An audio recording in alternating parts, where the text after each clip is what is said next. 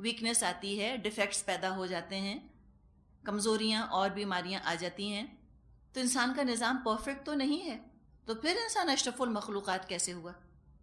وہ ایسے ہی ہو سکتا ہے کہ جب ایک اور زندگی اس کو دی جائے جس میں اس کا نظام پرفیکٹلی کام کرے، جہاں نہ بیماری آئے، نہ بڑھاپا آئے، نہ کمزوری آئے، نہ کوئی خرابی پیدا ہو اس کے نظام کے اندر، تو یہ ہوگی جنت کی زندگی۔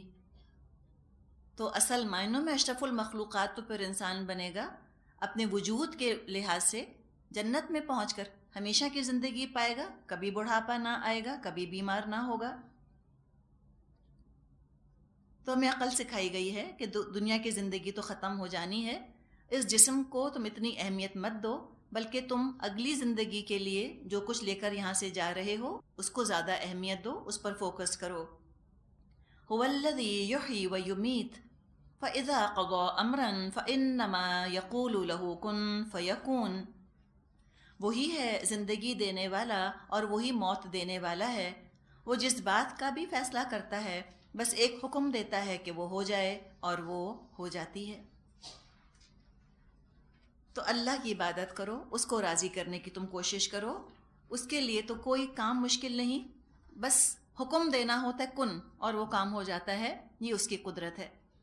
تو اس کا احساس، اس کا شعور اس کی قدرت کا، عظمت جلال کا پیدا ہوگا، اتنا ہی تمہارے لیے آسانیاں ہو جائیں گی نیکی کرنے میں، اللہ کو راضی کرنا اتنا ہی آسان ہو جائے گا۔ یہ جو یہاں پر ہم نے بات کی تھی فَدْعُوهُ مُخْلِصِينَ لَهُ الدِّينَ، اور اخلاص کا ذکر تو ہم پچھلی صورتوں میں پڑھتے چلے آ رہے ہیں۔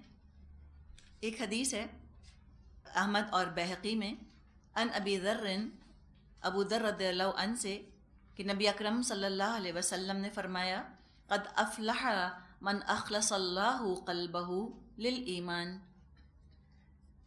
وہ کامیاب اور بامراد ہو گیا جس کے دل کو اللہ نے ایمان کے لیے خالص کر دیا اور اس کے قلب کو صحیح اور سالم کر دیا، اور اس کی طبیعت کو سیدھا اور درست کر دیا، اور اس کے کان کو سننے والا اور آنکھ کو دیکھنے والا بنا دیا۔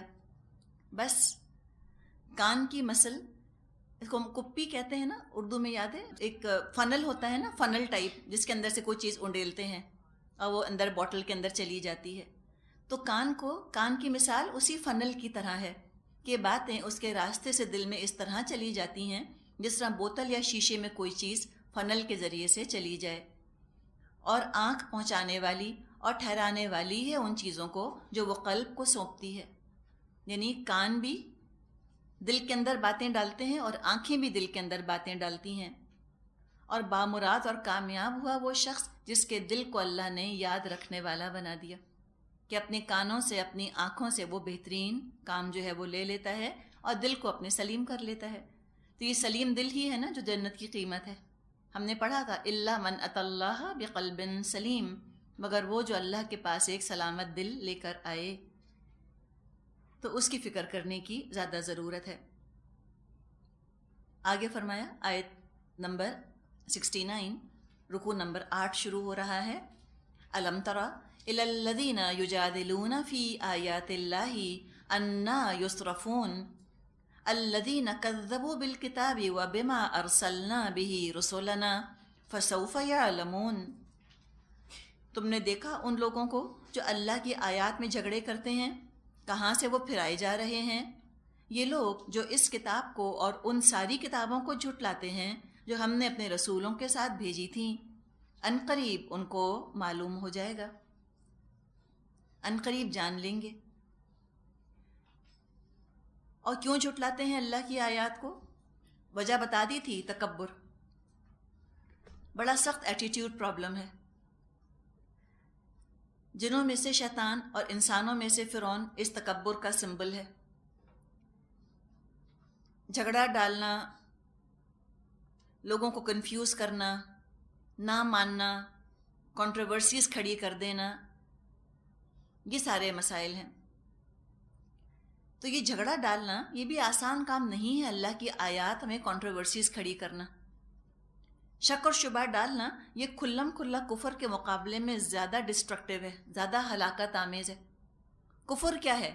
کفر تو یہ ہے کہ ان کو پتہ ہی نہیں، پڑھا ہی نہیں، بس انہوں نے انکار کر دیا، سنا اور انکار کر دیا. یہ ہے کفر کی شکل. اس سے پھر بھی نجات ممکن ہے. لیکن جو لوگ قرآن کو پڑھ لیتے ہیں، سمجھ لیتے ہیں، پھر اس میں جھگڑے ڈالتے ہیں، شکوک و شبہات پیدا کرتے ہیں، ان کو نجات نہیں ملتی اس کفر سے. یہ بڑا گاڑھا کفر ہے. جھگڑا وہی ڈال سکتا ہے جس نے کہ سنا، اس کے بعد سوچا، اس کے پروز اور کونس کو تولا کہ ان احکامات پر عمل کروں گا تو کیا فائدہ ہوگا، نہ عمل کروں گا تو کیا فائدہ ہوگا.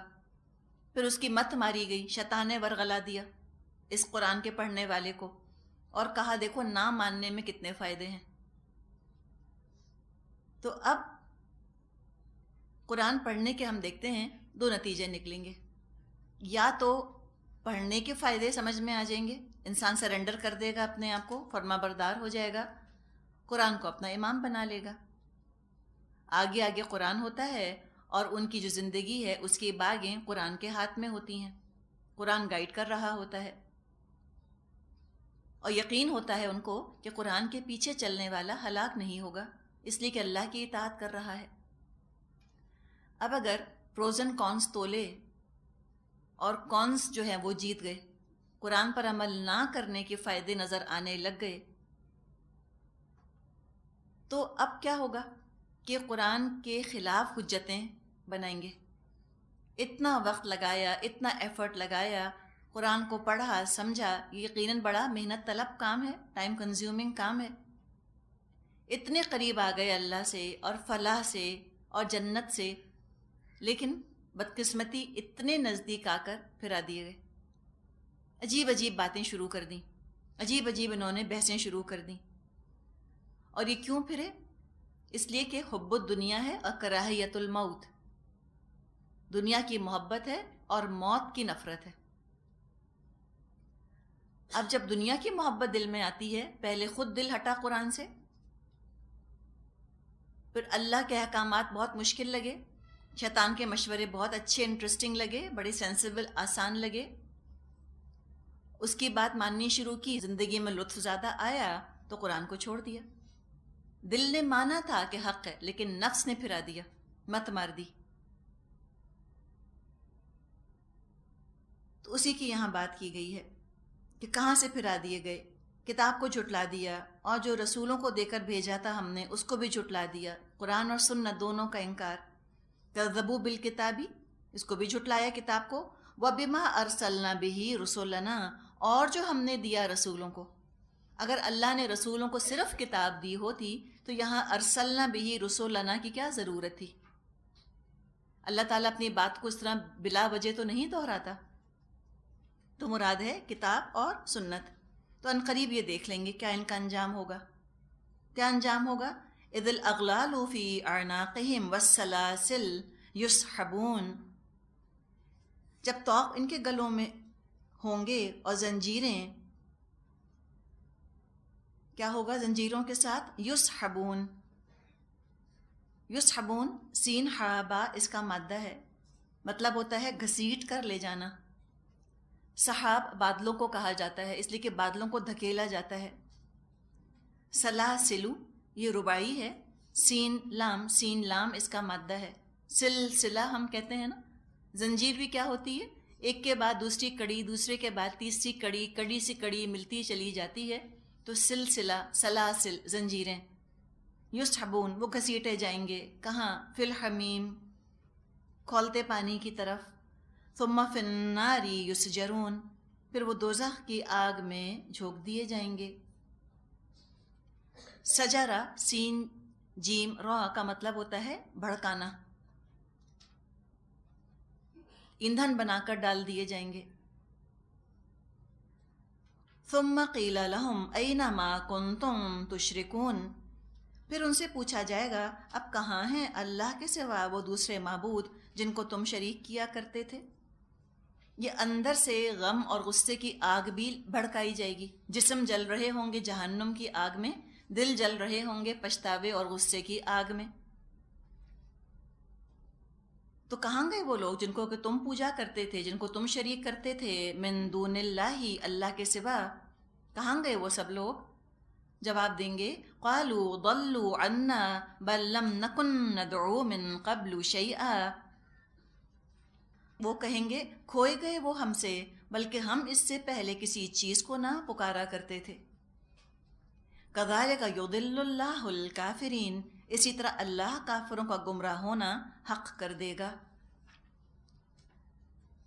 ظاہر ہے جن جن کی انہوں نے پوجا کی ہوگی کوئی بچانے نہ آئے گا۔ سورہ ابراہیم میں تو ہم پڑھ چکے ہیں آیت نمبر 22 میں، شیطان تو صاف ان کو چکمہ دے جائے گا، کہہ دے گا انی کفرت بما اشرکتمونی من قبل، میں تو انکار کرتا ہوں اس شرک کا جو تم مجھے شریک کیا کرتے تھے اس سے پہلے۔ تو وہ کہے گا نا فلا تلومونی ولوموا انفسکم، مت مجھے بلیم کرو، اپنے آپ کو بلیم کرو، اٹس یور پرابلم، میں کچھ نہیں کر سکتا اب تمہارے لیے۔ سب غائب ہو جائیں گے، کوئی کام آنے والا نہیں۔ تو ابھی ہمارے لیے سبق ہے کہ اللہ سے لا لگائیں، اللہ کی اطاعت میں بالکل کمپرومائز نہ کرے انسان۔ جن کو راضی کرنے کے لیے اللہ کو ناراض کریں گے وہ کوئی نہیں کام آنے والا قیامت کے دن۔ یوم یفر المرء من اخیہ و امہ و ابیہ و صاحبتہ و بنیہ، سب بھاگ جائیں گے، باپ بھائیوں کو، اولاد کو، بیویوں کو، شوہروں کو چھوڑ کے۔ اسی طرح اللہ گمراہ کر دیتا ہے کافروں کو۔ جو خود کفر کرنا چاہتا ہے اللہ کہتا ہے ٹھیک ہے پڑے رہو اپنے کفر کے اندر، اور جب کفر آتا ہے کفر کے ساتھ اور کئی اخلاقی بیماریاں بھی آتی ہیں، فساد مچتا ہے دنیا کے اندر۔ کیا کرتے ہیں کافر دنیا میں؟ ذالکم بما کنتم تفرحون فی الارض بغیر الحق وبما کنتم تمرحون، ان سے کہا جائے گا یہ تمہارا انجام اس لیے ہوا ہے کہ تم زمین میں غیر حق پر مگن تھے اور اس پر اتراتے تھے۔ تفرحون فی الارض بغیر الحق، بغیر حق کے تم حد سے زیادہ خوش ہوتے تھے، بیکار چیزوں کے اوپر، یوزلیس چیزوں کے اوپر۔ تو کیا حق کے ساتھ بھی خوش ہو سکتا ہے انسان؟ حق کے ساتھ خوش ہونا کیا ہوگا؟ ہم نے پڑھا تھا سورہ یونس میں، قرآن کا ذکر آیا تھا اور فرمایا تھا فَبِذَلِكَ فَلْيَفْرَحُوا هُوَ خَيْرٌ مِّمَّا يَجْمَعُونَ، تو ان کو چاہیے قرآن پہ خوشیاں منائیں، یہ اس ہر چیز سے بہتر ہے جو یہ جمع کرتے ہیں۔ اگر خوش ہونا ہی ہے تو اپنی نیکیوں پر خوش ہو، اپنی اطاعت پر خوش ہو، یہ اندر تمہارے خوشی کا احساس ابھرنا چاہیے، طمانینت ہم جس کو کہتے ہیں نا، پیس، ٹرینکولیٹی، کہ میں اپنے رب سے سچی ہوں، میں نے اپنے رب کو دھوکہ نہیں دیا، میں اپنے رب کو شارٹ چینج نہیں کر رہی، اس پر خوش ہو، یہ ہے حق کے ساتھ خوش ہونا۔ لیکن دنیا کما رہے ہو، دنیا جمع کر رہے ہو، اس پہ بہت خوش ہوتے ہو، بغیر حق کے ناحق اللہ کی نافرمانی کر رہے ہو، غم نہیں ہوتا تمہیں؟ بجائے کہ تم رو تم خوش ہوتے ہو نافرمانیاں کر کے اللہ کی۔ ایک مجلس محفل سجائی، اس میں سارے اللہ کے تم نے احکامات توڑ دیے، بڑی رونق لگی اور تم بہت خوش ہوئے کہ تمہاری مجلس، تمہاری محفل بڑی کامیاب رہی، لوگ بہت تعریفیں کر رہے تھے۔ لوگ تعریف کر رہے ہیں، اللہ تو راضی نہیں، اللہ تو بہت ناراض ہے۔ یہ تو قارون کی صفت تھی کہ وہ اتراتا تھا، لوگوں نے کہا تھا اسے لا تفرح، مت اترا، ان اللہ لا یحب الفرحین، اللہ اترانے والوں کو، خوشی سے پھولنے والوں کو اللہ پسند نہیں فرماتا۔ جتنی نعمتیں ہیں ان کی حساب کی فکر پڑ جائے تو خوشی تمہاری سب کرکری ہو کے رہ جائے، حساب ہی دینے کی تم فکر میں لگے رہو۔ لیکن دنیا میں ہم دیکھتے ہیں کہ واقعی لوگ بہت خوش ہوتے ہیں اس بات پر کہ میرے پاس کتنی چیزیں جمع ہو گئیں۔ ہم بہت بڑا کسی کو کمپلیمنٹ دینا چاہتے ہیں، تعریف کرنا چاہتے ہیں تو کہتے ہیں کہ اتنے کپڑے ہیں فلاں کے پاس، اپنا کوئی کپڑا ریپیٹ نہیں کرتی، یہ بھی کمپلیمنٹ کے طور پہ کہا جاتا ہے۔ ہر روز نیا جوڑا، اب آپ امیجن کیجئے کہ آپ کو ہر روز نیا جوڑا پہن کر اگر آنا ہو، یہ رول ہم یہاں بنا دیں جی، تو مشکل نہ ہو جائے کہ نہ آپ جوتا ریپیٹ کریں گی نہ کپڑا ریپیٹ کریں گی، تو ترجمہ تو رہ گیا ایک طرف۔ اب امیجن کریں نا کیا چیز کمپرومائز ہوگی اگر یہ رول بنا دیا؟ دین ہی کمپرومائز ہوگا نا، کوئی ترجمہ یاد کرنے کا وقت بچے گا آپ کے پاس؟ کبھی نہیں بچے گا۔ رش میں آنا، رش میں جانا، موڈ کیسا ہوگا یہ بتائیے، کتنا خراب۔ وہ جب رش میں تھک کے آپ گھر پہنچیں گی تو پھر دیکھیں کاٹ کھانے کو دوڑیں گے سب کو. تو اتنی محنت کی، مشقت کی، پھر درزی کو دوڑ دوڑ کے گئیں کپڑا سینے کے لیے، دیا کہ مجھے کل کلاس میں پہننا ہے. اس نے بھی ناس مارا، کہا کہ باجی اتنی جلدی جو آپ نے کی. الٹا سیدھا سلا ہوا آ کر پہن کر بیٹھی. اب دوسروں کا دیکھ رہے ہیں کس نے کیا پہنا، کس نے کیا پہنا. پتہ چلا کہ سب نے آپ سے اچھا پہنا. ساری خوشی غارت. یہی دنیا کا حال ہے، یہی دنیا کا حال ہے. جتنی زیادہ جمع کریں گے دنیا، اتنے ہم پریشان ہوں گے. جتنی الماریاں بھریں گے اتنا ہم پریشانی کا شکار ہوں گے. لوگ ڈھونڈتے رہتے ہیں کپڑے، میرا دوپٹہ کھو گیا، میری فلاں چیز کہاں گئی، ماسی تو نہیں لے گئی، اس نے تو نہیں چوری کر لیا، دھوبی بدل کر لے آیا. ایک مشکل ہے، ایک پریشانی ہے. پھر دھوبی کو بھی نہیں دیں گے، گھر میں نہیں دھلوائیں گے، ڈرائی کلیننگ کے لیے دیں گے، اس نے پھاڑ دیا. اب رو رہے ہیں، اس نے کھو دیا تو پریشان ہو رہے ہیں. تنگ کر دیتی ہے نا دنیا انسان کو.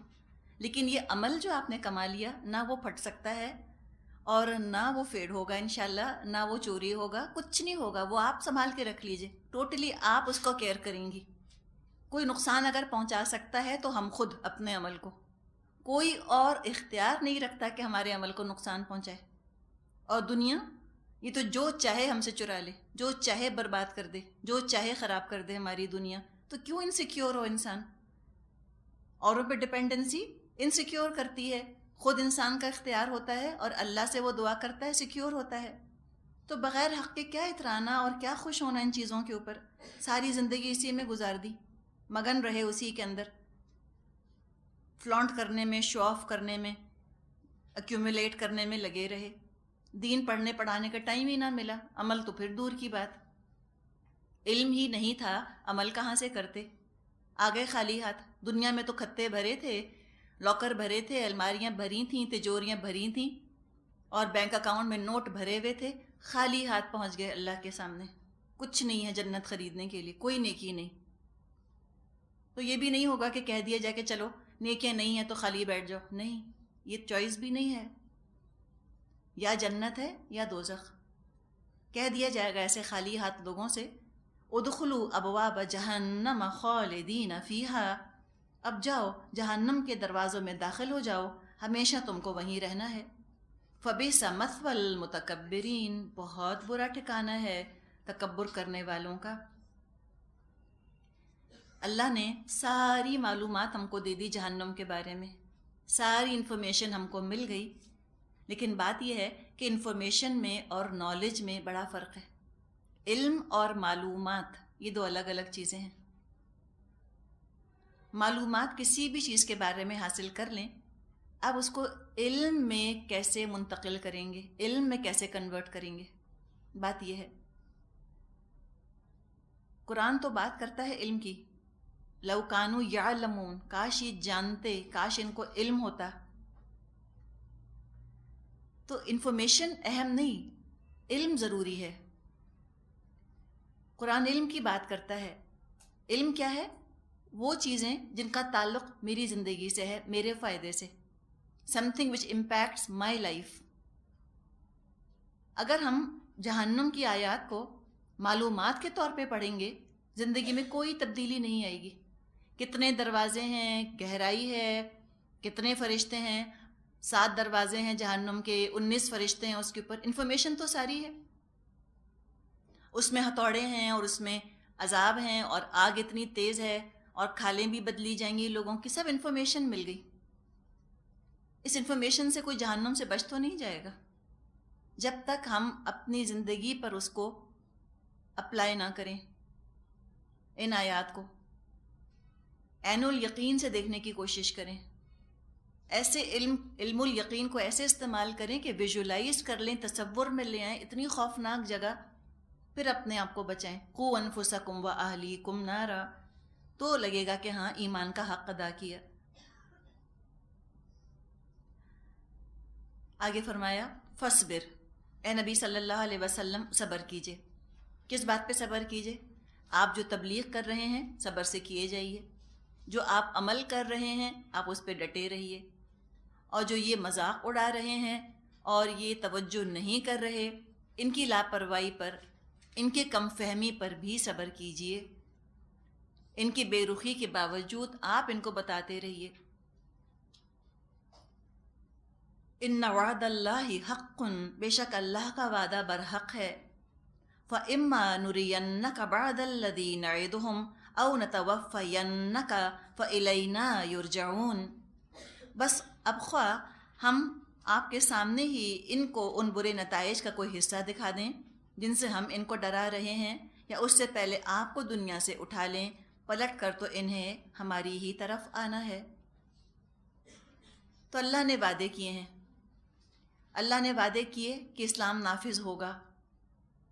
ہو سکتا ہے کہ وہ اے نبی صلی اللہ علیہ وسلم آپ کی زندگی میں نافذ ہو جائے، یا آپ کو اللہ دنیا سے اٹھا لے پھر نافذ ہو. یہ اللہ کا وعدہ ہے، اور ہم نے دیکھا کہ اللہ کے رسول کی زندگی میں یہ وعدہ پورا ہو گیا. پھر یہ جو کفار ہیں متکبرین، وعدہ ہے اللہ کا کہ اللہ ان کو عذاب دے گا، اللہ ان پر عذاب بھیجے گا. یا تو ہو سکتا ہے کہ آپ کی زندگی ہی میں آپ خود دیکھ لیں کہ جنہوں نے آپ کو اذیتیں پہنچائیں اور تکلیفیں پہنچائیں وہ سب مارے جائیں، یا آپ دنیا سے اٹھا لیے جائیں پھر اللہ ان پر عذاب نازل فرمائے. یہ بھی نبی اکرم صلی اللہ علیہ وسلم کی زندگی میں وعدہ پورا ہو گیا. ابو جہل، ابو لہب، سب کو آپ نے خود دیکھ لیا، وہ مارے گئے. اور مومنوں سے پکا وعدہ ہے، جو صبر کرے گا اللہ اجر دے گا. ایمان والوں کی تمام تکلیفوں کا اللہ اجر دے گا. یہ اجر ابھی ادھار ہے، یہ نقد نہیں.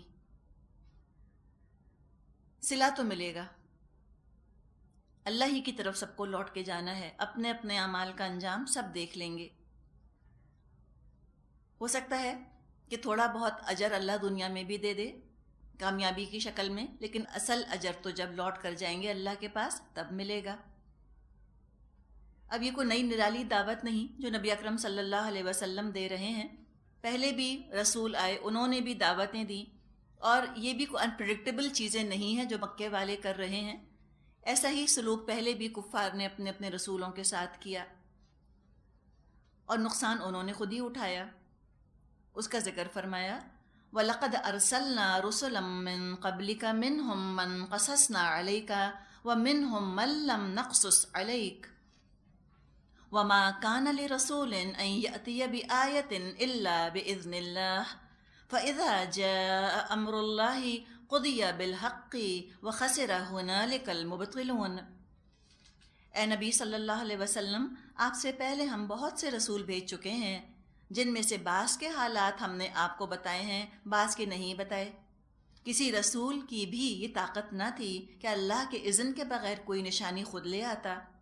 پھر جب اللہ کا حکم آ گیا تو حق کے مطابق فیصلہ کر دیا گیا. اس وقت غلط کار لوگ خسارے میں پڑ گئے. تنگ کرتے تھے نا نبی اکرم صلی اللہ علیہ وسلم کو معجزے کا مطالبہ کر کر کے، زندگی اسی میں ضائع کر دی مطالبے کر کر کے کہ تم عمل کر کے دکھاؤ ہماری پسند کا. حالانکہ کرنا کیا تھا؟ ان کو عمل کرنا تھا اللہ کی پسند کا. اپنی ذمہ داری سمجھی ہی نہیں، رسولوں ہی کا امتحان لیتے رہ گئے. یہ کر کے دکھا دو، وہ کر کے دکھا دو. کرنا یہ تھا کہ جو اللہ ان سے امتحان لے رہا ہے اس میں کامیاب ہونے کی فکر کرتے. لیکن عجیب و غریب مطالبے کرتے رہ گئے. قیامت کب آئے گی؟ ہمارے پچھلے باپ دادا کا کیا انجام ہوا؟ مکے کی سرزمین میں نہریں بہا دو، باغات لگا دو، تب ہم مانیں گے. عجیب و عجیب باتیں کر کر کے انہوں نے وقت اپنا ضائع کر دیا. تو آج قیامت کے دن نقصان کا وہ خمیازہ بھگت رہے ہیں، اپنے اعمال کا خمیازہ بھگت رہے ہیں وقت ضائع کرنے کا. تو اس طرح کی باتیں پہلے لوگ کرتے تھے. آج بھی ہم بعض دفعہ لوگوں سے اس طرح کی بحثیں سنتے ہیں، اور ایسی بحثیں کرتے ہی وہ ہیں جو کچھ عمل نہیں کر رہے، صرف زچ کرنے کے لیے، مبلغ کو تنگ کرنے کے لیے، شرمندہ اور چپ کرانے کے لیے ایسی باتیں کرتے ہیں کہ بتاؤ اگر اسلام اتنا ہی اچھا ہے تو مسلمان اتنے برے حالوں میں کیوں ہیں؟ یا یہ بتاؤ اسلام اتنا ہی اچھا ہے تو مسلمانوں میں آپس میں اختلافات اور جنگیں کیوں ہوئیں؟ اچھا بتاؤ اگر کافر اللہ کو ناپسند ہیں تو وہ اتنی ترقی کیوں کر رہے ہیں؟ پھر وہ کہتے ہیں اگر یہ سب کچھ نہ ہوتا تو ہم بھی بڑے اچھے مسلمان ہوتے. اس طرح کی ان کی جھک ہوتی ہے، ایسی ان کی باتیں ہوتی ہیں. بیسک بات یہ نہ سمجھے کہ ان کی نجات کا دار و مدار ان سوالات کے جوابات پہ نہیں ہے، کسی نے کیا کیا اور کیا ہوا اور کیوں ہوا، تاریخ میں جو کچھ ہو چکا. ان کی نجات کا دار و مدار تو اطیع اللہ و اطیع الرسول پر ہے. اگر انہوں نے عمل صالح کما لیے، یہ کانٹے سے بچ جائیں گے، یہ ساری دنیا کی فکر میں کیوں دبلے ہوئے جا رہے ہیں؟ تلک امت قد خلت، ایک امت تھی گزر گئی، لہا ما کسبت، ان کے لیے جو انہوں نے کمایا، وَلَكُمْ مَا كَسَبْتُمْ، تمہارے لیے جو تم کماؤ گے، وَلَا تُسْأَلُونَ عَمَّا كَانُوا يَعْمَلُونَ، تم سے نہیں پوچھا جائے گا انہوں نے کیا عمل کیے تھے. اپنی فکر کرو. تو اوروں کی فکر میں خود محروم رہ گئے، نقصان میں ڈالا اپنے آپ کو. جو نیک اعمال کما لے وہی گھاٹے سے بچ جائے گا. اللہ تعالیٰ نے دیکھو کتنی سہولتیں تم کو دی ہیں، سب انتظام اللہ نے کر دیا ہے تمہارے لیے دنیا میں کہ تم فرصت سے اعمال کماؤ. ہر طرح کی ہیلپ اللہ نے فراہم کر دی ہے، ہر طرح کی مدد اللہ نے پرووائڈ کر دی ہے. تو اللہ کی کچھ نشانیوں کا ذکر آ رہا ہے. آیت نمبر 79، رکوع نمبر 9. اللہ الذی جعل لکم الانعام لترکبوا منها ومنها تأکلون وَلَكُمْ فِيهَا مَنَافِعُ وَلِتَبْلُغُوا عَلَيْهَا حَاجَةً فِي صُدُورِكُمْ وَعَلَيْهَا وَعَلَى الْفُلْكِ تُحْمَلُونَ وَيُرِيكُمْ آيَاتِهِ فَأَيَّ آيَاتِ اللَّهِ تُنْكِرُونَ. اللہ ہی نے تمہارے لیے یہ مویشی جانور بنائے ہیں تاکہ ان میں سے کسی پر تم سوار ہو اور کسی کا گوشت کھاؤ. ان کے اندر تمہارے لیے اور بھی بہت سے منافع ہیں. وہ اس کام بھی آتے ہیں کہ تمہارے دلوں میں جہاں جانے کی حاجت ہو وہاں تم ان پر پہنچ سکو. ان پر بھی اور کشتیوں پر بھی تم سوار کیے جاتے ہو. اللہ یہ نشانیاں تمہیں دکھا رہا ہے، آخر تم اس کی کن کن نشانیوں کا انکار کرو گے؟ یعنی بتایا یہ گیا کہ اللہ نے تمہاری ضروریات، تمہاری خواہشات، تمام چیزوں کا انتظام کر دیا. اور یہ بات بھی محسوس ہو رہی ہے کہ اللہ چاہتا ہے کہ انسان جب دنیا میں رہے تو دنیا کی مصروفیات میں بھرپور حصہ لے، کاروبار کرے، اپنی تفریح کرنا چاہتا ہے تو کرے. ورنہ اگر صرف اللہ کو اپنی عبادت کروانی ہوتی تو ہر ایک اپنے اپنی جگہ اپنے اپنے گھر بیٹھ کے عبادت کر سکتا. کیا ضرورت تھی کہ اللہ کشتیوں کا انتظام فرماتا یا اللہ تعالیٰ سواریوں کا انتظام فرماتا؟ دین تو آتا ہے تاکہ لوگوں کی دنیا بھی بہتر ہو، دنیا بھی سنورے. اور دین آتا ہے کہ دنیا تم کیسے چلاؤ، تم کاروبار کیسے کرو، شادی بیاہ کیسے کرو، اس لیے آتا ہے دین. رسول اس لیے تھوڑی آتے تھے کہ ساری ایکٹیویٹیز ختم کروا دیں، بند کروا دیں. رسول اس لیے آتے تھے کہ دنیا گزارنے کا طریقہ سکھائیں، بقائے نسل ہو، نسل آگے چلے. یہ نہیں چاہا رسولوں نے کہ سب شادی بیاہ کرنا چھوڑ دیں، نہ بچے ہوں نہ گھر ہوں، سب جنگلوں میں بیٹھ کے اللہ اللہ کریں. اللہ اللہ کرو لیکن جنگلوں میں نہیں. شادی کے موقع پر بھی اللہ اللہ کرو، کاروبار کے موقع پر بھی اللہ اللہ کرو، سفر کرو، تفریح کرو تو بھی اللہ اللہ کرو. تو پوری زندگی میں اللہ کی برتری نافذ کرنے رسول آتے ہیں، زندگی کی مصروفیات کو ختم کرنے نہیں آتے. انرٹ ریلیجنز نہیں ہے ہمارے، ان ایکٹیو. ہمارا دین بڑا ایکٹیو ہے، بڑا سوشل ہے، بڑا ہیپننگ ریلیجن ہے ہمارا. بہت کچھ ہو رہا ہے اس میں، بڑی ایکٹیویٹی ہے، گہما گہمی ہے، مصروفیت ہے. ساری مصروفیت میں حصہ لو، سب کرو، کاروبار کرو، آؤ جاؤ، لیکن اللہ کو ناراض مت کرو. آگے فرمایا افلم یسیروا فی الارض فینظروا کیف کان عاقبۃ الذین من قبلہم كانوا أكثر منهم وأشد قوة وآثارا في الأرض فما أغنى عنهم ما كانوا يكسبون. پھر کیا یہ زمین میں چلے پھرے نہیں ہیں کہ ان کو ان لوگوں کا انجام نظر آتا جو ان سے پہلے گزر چکے ہیں؟ وہ ان سے تعداد میں زیادہ تھے، ان سے بڑھ کر طاقتور تھے، اور زمین میں ان سے زیادہ شاندار آثار چھوڑ گئے ہیں. پھر جو کچھ کمائی انہوں نے کی تھی آخر وہ ان کے کس کام آئی؟ حسرت کا سا انداز ہے نا. آپ دیکھیے دنیاوی علم حاصل کرنے میں، اس کے ذریعے سے ترقی کرنے میں اتنے مگن ہو گئے کہ جو چیز یہ خود ثابت نہ کر سکے اس کا مذاق اڑا دیا۔ تو دیکھو کیا کچھ لوگوں نے ترقی کی تھی، کیا کیا پروگریس ہوئی تھی، کیا کیا شاندار آثار قدیمہ انہوں نے چھوڑے ہیں۔ کھنڈرات ان کے دیکھو تو روئنز دیکھو، اندازہ لگاؤ کیا وہ تہذیبیں تھیں، کیا وہ سویلائزیشنز تھیں۔ ہزارہا سال گزرنے کے باوجود آج بھی ان کے آثار باقی ہیں۔ رومن تہذیب کیا اس کی شان تھی، آج بھی ایکواڈکٹس باقی ہیں۔ ہزاروں سال پہلی جو انہوں نے پانی کی فراہمی کا انتظام کیا تھا، آج تک انہی ایکواڈکٹس کے ذریعے سے پانی فراہم کیا جاتا ہے۔ اہیڈ آف دیئر ٹائمز ہم جس کو کہتے ہیں نا، اپنے زمانے سے بہت آگے تھے۔ کیا اونچے اونچے ستون بنائے ہیں، آپ دیکھتے ہوں گے گریک روئنز وغیرہ کا، ستون کھڑے ہیں، ہزارہا سال گزر گئے۔ پیرامڈس کی بات تو ہم کئی دفعہ کر چکے۔ تو بہت زبردست تھے وہ قوت کے اندر، اور جو کچھ انہوں نے نشان اپنے چھوڑے، مسئلہ کیا تھا، اسی کو انہوں نے کل زندگی کا مقصد سمجھ لیا۔ سورہ روم میں جیسے ہم نے پڑھا تھا، یعلمون ظاہرا من الحیات الدنیا، دنیا کی زندگی کا بھی بس ظاہر ظاہر انہوں نے جانا، وَهُمْ عَنِ الْآخِرَةِ هُمُ الْغَافِلُونَ، آخرت سے تو بالکل غافل تھے۔ اللہ کو ترقی سے کوئی دشمنی نہیں، لیکن یہ نہ ہو کہ ترقی ایک طرف کرنا شروع کریں اور دوسری طرف شیطان کے ساتھی بن جائیں، اور یہ سمجھنا کہ جب تک ہم شیطان کے ساتھی نہیں بنیں گے ترقی نہ ہوگی۔ یہ بالکل غلط خیال ہے۔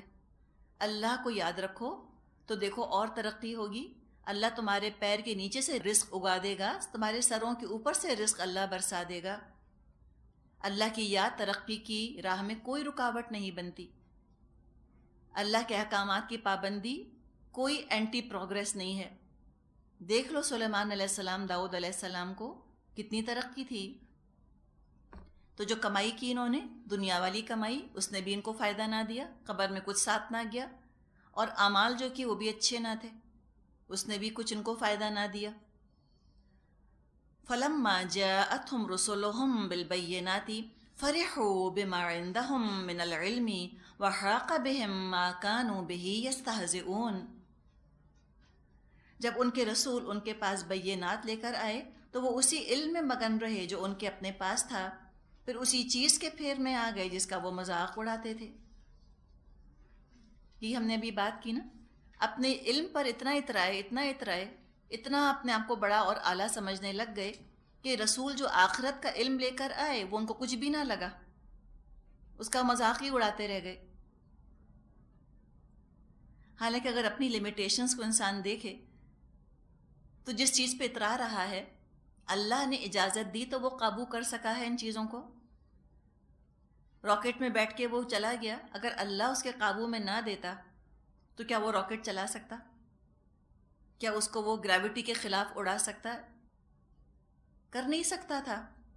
ایک چونٹی، ایک مکڑی، ایک مکھی کو تو قابو کر نہیں سکتے۔ اگر اللہ نہ چاہے تو کس چیز کو قابو کرتے یہ لوگ؟ بس لیکن وہ اپنے ہی علم کے اندر، اپنے ہی نظروں میں بہت بڑے ہو گئے اور رسولوں کا مذاق اڑا دیا۔ کہا کہ ہمیں اس علم کی کوئی ضرورت نہیں جو تم لے کر آئے ہو، دنیا ہی دنیا ہے بس، ہیئر آفٹر کی ہمیں کوئی ضرورت نہیں۔ پھر کیا ہوا؟ اس انکار کے پاداش میں عذاب آیا۔ فَلَمَّا رَأَوْا بَأْسَنَا قَالُوا آمَنَّا بِاللَّهِ وَحْدَهُ وَكَفَرْنَا بِمَا كُنَّا بِهِ مُشْرِكِينَ، پھر جب انہوں نے ہمارا عذاب دیکھ لیا تو پکار اٹھے، ہم نے مان لیا اللہ وحدہ لا شریک کو، اور ہم انکار کرتے ہیں ان سب معبودوں کا جنہیں ہم شریک ٹھہراتے تھے۔ اس کو ہم کہتے ہیں نا کہ یاد بھی آیا تو ٹو لیٹ، اب تو پانی سر سے اونچا ہو چکا، وقت گزر گیا۔ اب یہ بات کہاں ریکارڈڈ ہے؟ کبھی ہم نے یہ نہیں پڑھا کسی تاریخ کی کتاب میں کہ جب قوموں کے اوپر عذاب آیا تو انہوں نے اللہ کو پکارا۔ اللہ کا ذکر ہی نہیں کرتے، تاریخ سے عبرت ہی حاصل نہیں کرتے۔ جن غلطیوں کی وجہ سے ان پر عذاب آیا، انہی غلطیوں کو دہرائے چلے جاتے ہیں۔ جیسے کہ کہتے ہیں کہ ہسٹری ریپیٹس اٹ سیلف، تاریخ اپنے آپ کو دہراتی رہتی ہے۔ اس لیے دہراتی ہے کہ انسان بار بار وہی عمل کرتا ہے۔ جو نیک عمل کرتے ہیں اللہ ان کو بچاتا ہے، آگے جو نیک عمل کرتے چلے جاتے ہیں اللہ ان کو بچاتا رہتا ہے۔ اس طرح بھی تاریخ دہراتی ہے اپنے آپ کو، ہسٹری ریپیٹس اٹ سیلف۔ اور جو اللہ کے غضب کو بھڑکانے والے تھے ان پر اللہ کا عذاب آیا. آئندہ بھی جو ان کے نقش قدم پر چلیں گے, history will repeat it self, تاریخ وہی کرے گی ان کے ساتھ, تاریخ دہرائے گی اپنے آپ کو, ان کا بھی وہی حال ہوگا, ایسے ہی عذاب آئے گا ان کے اوپر. جیسے ہی عذاب آ جائے, یا موت بھی تو عذاب ہی کی شکل ہے, تو اس وقت کوئی نہیں سوچتا ہوگا کہ کاش کہ ہم نے اور انجوائے کر لیا ہوتا. آئی وش آئی ہیڈ پارٹیڈ اے بٹ مور, اور زیادہ پارٹیز اٹینڈ کرنی چاہیے تھیں, اور مجھ کو فیشن کرنا چاہیے تھا. سب اللہ کو یاد کرتے ہیں اس وقت, اور ہم بھی اللہ ہی کو یاد کریں گے. لیکن بہتر ہے کہ انسان جب زندہ ہے, ابھی موت نہیں آئی, تب اللہ کو یاد کر لے, اپنے اعمال سنوار لے. ابھی ایمان جو ہے یہ اس کی ویلیو ہے. ایک دفعہ موت کا دروازہ کھل گیا, موت کے آثار نمایاں ہو گئے, اب کوئی عمل کی ویلیو نہیں. اللہ تعالیٰ تو استغفار قبول کرتا ہے, کب تک؟ جب تک موت کا گھنگرو نہ بول جائے گلے کے اندر. ایک دفعہ موت کا گھنگرو بول گیا گلے میں, اب کوئی توبہ قبول نہ ہوگی. اسی کا ذکر کیا, فَلَمْ يَكُ يَنْفَعُهُمْ إِيمَانُهُمْ لَمَّا رَأَوْا بَأْسَنَا سُنَّتَ اللَّهِ الَّتِي قَدْ خَلَتْ فِي عِبَادِهِ وَخَسِرَ هُنَالِكَ الْكَافِرُونَ. لیکن ہمارا عذاب دیکھ لینے کے بعد ان کا ایمان ان کے لیے کچھ بھی نافع نہ ہو سکتا تھا, کیونکہ یہی اللہ کا مقررہ ضابطہ ہے جو ہمیشہ اس کے بندوں میں جاری رہا ہے. اس وقت کافر لوگ خسارے میں پڑ گئے. یعنی عذاب جب دیکھ لیا, عذاب برسنا شروع ہو گیا, پھر توبۃ اللہ کرنا, ایمان لے کر آنا کوئی فائدہ مند نہیں ہوگا, اس لیے کہ ایمان تو ہے ہی بالغیب. موت کے وقت تو موت کے فرشتے نظر آنے لگ جاتے ہیں, اس وقت وہ سب ایمان لے آتے ہیں. فرعون نے بھی کہا تھا کہ میں ایمان لایا بنی اسرائیل کے اللہ پر, تو اللہ نے کہا تھا الآن, اب لاتا ہے ایمان, اب کیا فائدہ. جب رسول دعوت دیتے تھے, جب کیوں نہ مانا, تو پتہ چلا کہ ایمان لانے کے دو ذریعے ہیں, ایک نافع ایک غیر نافع, ایک فائدہ مند ایک غیر فائدہ مند. ایک ایمان لانے کا ذریعہ ہے رسول, تو رسول کی بات مان لے انسان, بہتر ہے. ایک ایمان لانے کا ذریعہ ہے موت یا عذاب, تب بھی لوگ ایمان لائیں گے لیکن وہ فائدہ مند نہ ہوگا.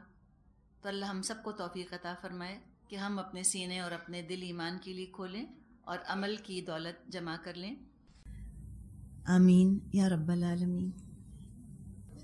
والآخر دعوانا ان الحمد للہ رب العالمین.